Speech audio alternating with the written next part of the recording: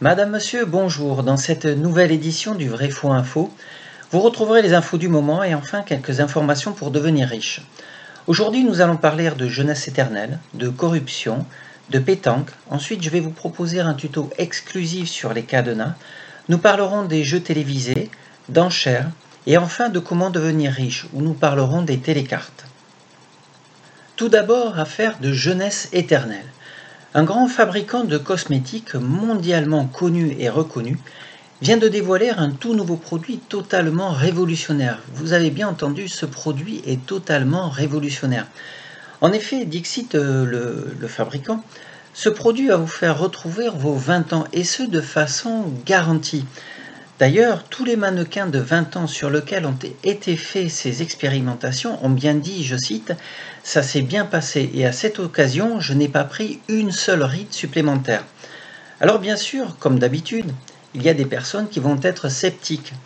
Donc on a aussi fait cette expérience avec la doyenne de notre pays, de son nom Mamie Plissé, de 117 ans, et à l'issue de ce test, on se rend très vite compte que notre Mamie Plissé favorite fait bien au moins 3-4 ans de moins.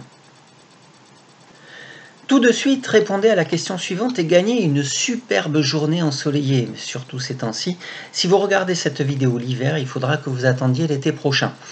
Alors la question super simple, soit Z1 et Z2, deux complexes d'écriture algébrique, Z1 égale X1 plus IY1 et Z2 égale X2 plus IY2. Combien font Z1 plus Z2? Super facile à répondre, n'hésitez pas.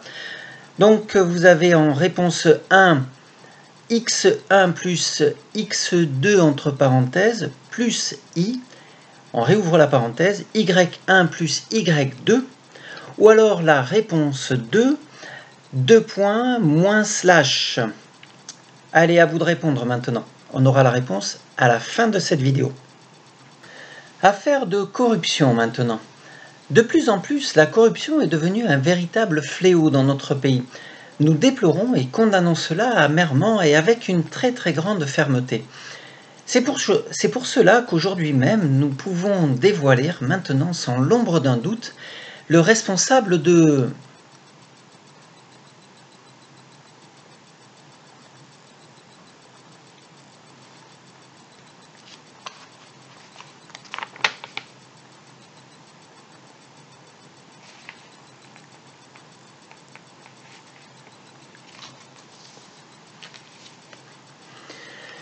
Sans transition, affaire de pétanque. Comme vous n'êtes sûrement pas sans le savoir, nous vivons actuellement une semaine exceptionnelle. Le championnat du monde de pétanque réunit dans notre ville les meilleurs joueurs de triplette de la planète. Cependant, nous constatons que plus de la moitié des champions sont actuellement aux urgences.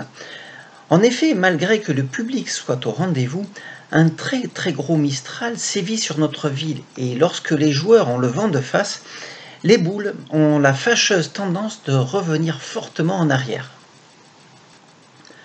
Information personnelle.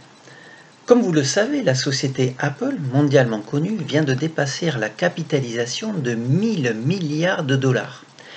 Et compte tenu que cette société ne marche pas trop mal, je viens de lancer mon offensive pour racheter celle-ci. Et je viens d'acquérir une action.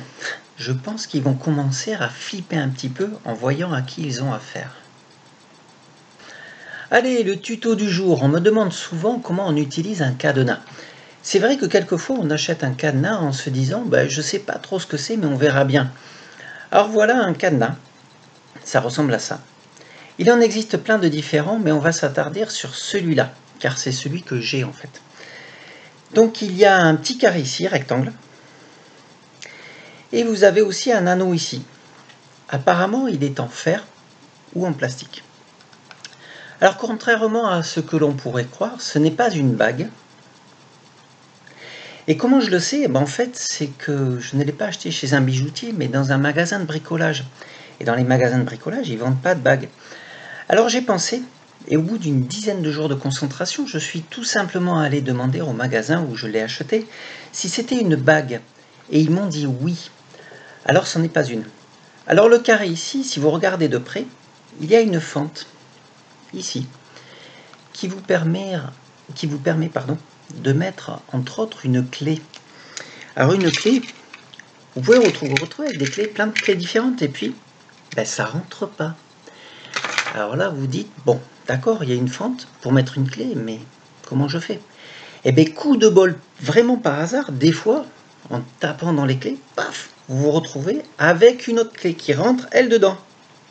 Je suis, hop, et oui, il y a des clés qui rentrent dedans. Et alors, bon ben voilà, c'est bien. Ça tourne, mais je sais pas trop en fait à quoi ça sert. Et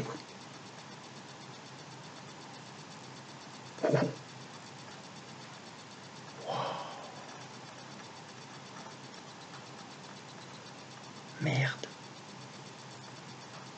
Putain, je sais pas si je l'ai pas pété. Plus j'ai même pas pris de garantie alors. Bon écoutez, là vous êtes, c'est une exclue mondiale. Quand on tourne un petit peu trop la clé, ça saute. Je sais pas ce que je vais faire. Bon ben écoutez, avant de vous dire une connerie, je vais quand même vous proposer, je vais aller demander au magasin où je l'ai acheté ce qui s'est passé quand j'ai tourné la clé. Et je reviens vers vous très vite. Alors revenez me voir rapidement, je pense que je vous donnerai une solution à ce truc.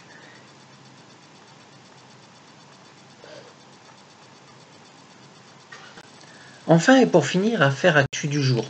Alors comme d'habitude, la première partie de la vidéo, c'est toujours une information totalement erronée. La seconde partie, celle-ci, c'est une information que j'essaie d'être un peu plus juste. Ok ? Simplement, ça vous demande de creuser un petit peu si le sujet vous intéresse. À la question comment devenir riche, aujourd'hui avez-vous pensé à collectionner les télécartes? Les télécartophiles, comme on les appelle. Collectionner une télécarte, c'est facile au final et ça ne prend pas trop de place. Si vous avez une télécarte tirée à plusieurs dizaines, centaines ou millions d'exemplaires, sa valeur est quasi insignifiante. Elle n'aura réellement de la valeur que si elle a été produite à quelques milliers d'exemplaires seulement. Jusqu'à 5000 exemplaires maxi, c'est très bien. Vous avez le nombre d'exemplaires qui est indiqué au dos, ici à ce niveau-là. Ici, celui-là, 6 millions d'exemplaires, on peut dire que ça vaut rien. Quelques dizaines de centimes d'euros, voire un euro maxi, quoi. Bon, au final, ça vaut pas grand-chose. Et dans ce cas, elles sont généralement, s'il y a 5000 exemplaires maxi, c'est coté entre 10 et 100 euros à l'Argus.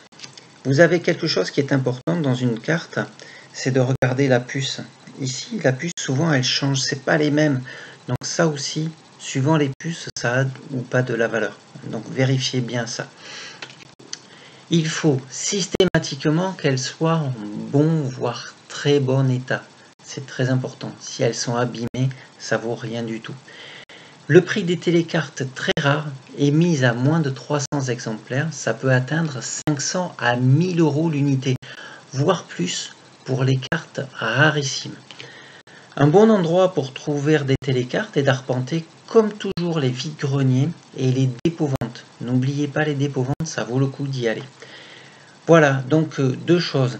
Rares, 5000 exemplaires maxi et en très bon état.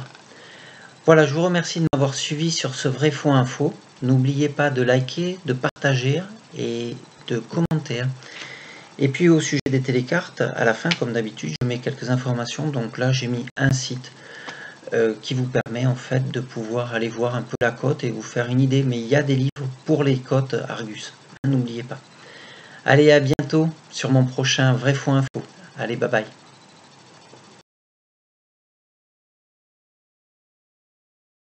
C'est pour cela qu'aujourd'hui, nous avons décidé, et nous pouvons maintenant dévoiler sans l'ombre d'un doute que le responsable de...